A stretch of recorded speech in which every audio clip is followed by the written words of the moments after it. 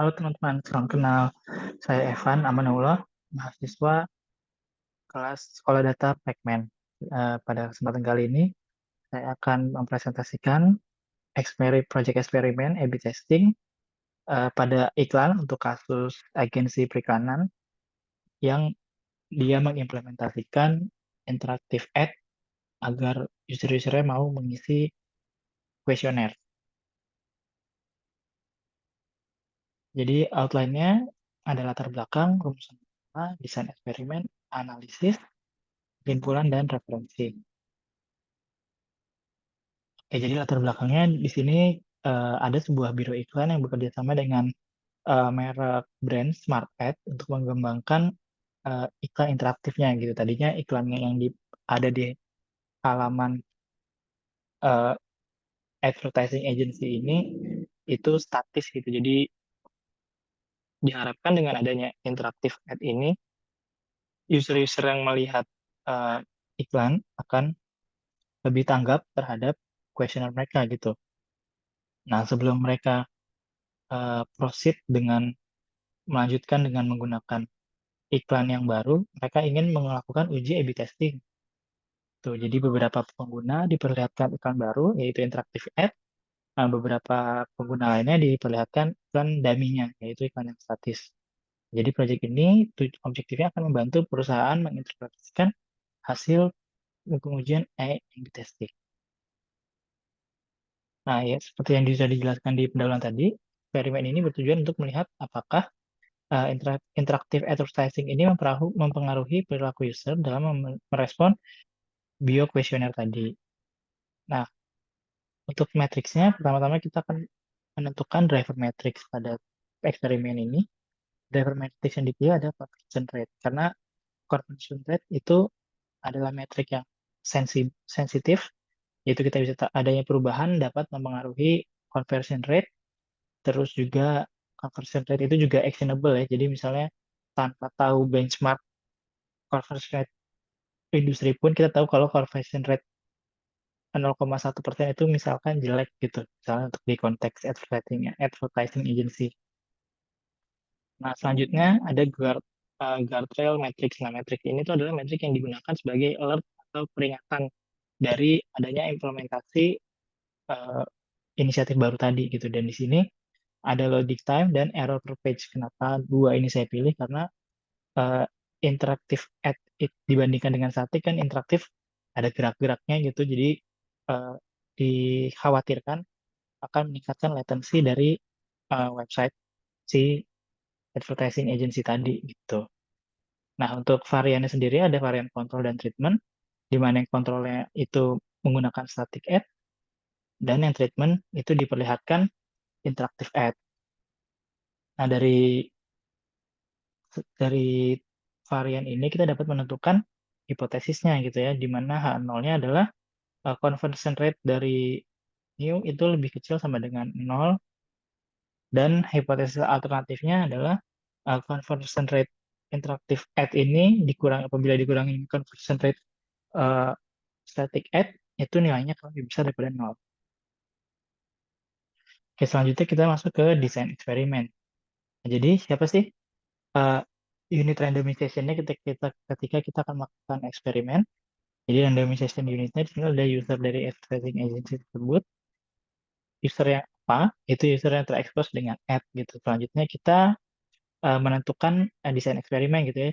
Di A/B testing ini kita dapat menggunakan formula berikut untuk menghitung jumlah sampel minimum.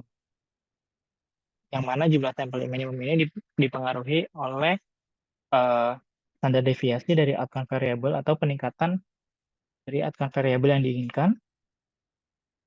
Maaf, maksudnya deltanya.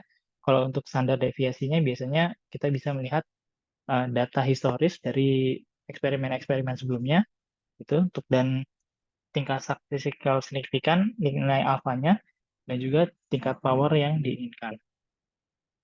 Nah, umumnya di industri itu nilai alfanya 5% dan 80%. Nah, kalau misalnya jika sudah kita tentukan nilai alfa dan nilai power level sebesar 5% dan 80%, maka formula sample size dapat disederhanakan menjadi seperti berikut. Nah, dari sini kita bisa langsung masukin aja nih, diketahui nilai yang kita pengen eh, input, yaitu standar deviasinya 0,04, yaitu nih diketahui dari eksperimen historis, data historis, dan delta 0,01%. Jadi ceritanya eh, pengimplementasian interaktif ad ini diharapkan meningkatkan conversion rate sebesar 1%. Nah, dari perhitungan ini kita dapatkan bahwa jumlah sampel per varian yang dibutuhkan yang paling minimum adalah 256. Nah, tapi sebelum kita mengambil sampel, kita perlu dulu nih mengecek observasi yang tidak merespon kuesioner gitu ya. Kalau dari eh, kuesioner tadi, itu si user yang terekspos bisa tidak ngeklik yes atau no untuk memilih kuesioner gitu. Jadi karena eksperimen ini ingin melihat conversion rate, yaitu berapa yang yes eh, dan berapa yang no persentasenya, kita perlu menghapus observasi non respons tersebut.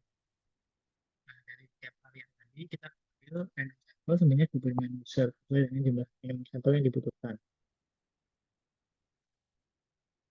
Nah, pada bagian kita akan masuki bagian analisis dan interpretasi data, yang dimana pada bagian ini kita akan melihat missing value, duplicate data, kita ubah kolomnya yang tadinya yes sama no, dua kolom jadi satu kolom, dan mengecek sample ratio mismatch. Nah, berdasarkan hasil perhitungan, nilai statistiknya lebih besar daripada nilai chi critical, dan nilai p-value juga lebih rendah daripada nilai alpha sebesar 1% gitu ya. Artinya tidak ada sample ratio mismatch dalam data. Dan berdasarkan hasil data cleaning yang di data quality check-nya, juga tidak terindikasi adanya missing value dan data duplikat, sehingga data sudah dapat digunakan. Nah, ini data yang sudah bersih dan sudah disampel sebanyak 26 user, karena ceritanya karena kita tidak punya melakukan eksperimen sendiri, jadi kita ambil sampel dari dataset yang sudah tersedia tadi. Nah, kalau kita lihat eh, secara visual dan perhitungan gitu ya, di sini kontravarian memiliki conversion rate lebih tinggi, 0,49 dibandingkan dengan 0,45 di treatment. Nah, tapi untuk memastikan bahwa keputusan yang diambil tidak salah, saya perlu melakukan uji statistik untuk memastikan apakah perbedaan conversion rate dua kelompok tersebut signifikan secara statistik atau tidak. Nah, kita kan tadi ingin membuktikan conversion rate user yang terekspos dengan interaktif ad lebih besar dari conversion rate user yang terekspos dengan dummy atau kontrol. Maka kita bisa mendefinisikan null hipotesis dan alternatif hipotesis sebagai berikut. Tuh. Nah, berdasarkan hasil uji statistik uh, test, kita mendapatkan kesimpulan bahwa dari analisis p-value-nya lebih besar daripada alpha, dan juga z statistiknya lebih rendah dibandingkan tabel gitu, yang mana artinya dua-duanya gagal 0,0. Nah, artinya apa? Artinya interactive ad ini kurang, conversion rate dari interactive ad ini kurang dari atau sama dengan statistik static ad. Dengan kata lain ya, interactive ad ini tidak meningkatkan conversion rate, malah menurunkan conversion rate. Nah, selanjutnya kita mau lihat nih seberapa besar sih penurunannya. Kita bisa melihat menggunakan perhitungan confidence interval gitu ya, dari 95%. Nah, berdasarkan hasil perhitungan confidence interval, kita yakin bahwa 90% user yang convert pada treatment varian dan kontrol terletak antara min 0,12 dan 0,04. Dengan kata lain, penerapan interactive ads dapat menurunkan conversion rate sebesar min 0,12 atau bahkan